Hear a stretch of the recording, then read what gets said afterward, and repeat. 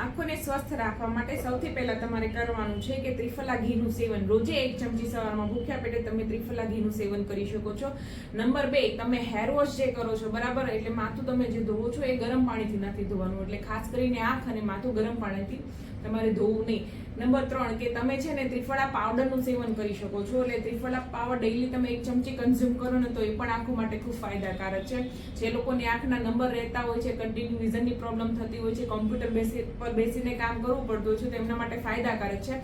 આ સિવાય આંખો માટે જે હેલ્ધી છે જેમ કે ત્રિફળા છે, દ્રાક્ષ છે, દાડમ છે, શતાવરી, ઘી, એનો પ્રયોગ કરવો જોઈએ ખોરાકની અંદર. જેટલો તમે તેનો વધુ પ્રયોગ કરો એટલું તમારા આંખો માટે હિતકારી છે.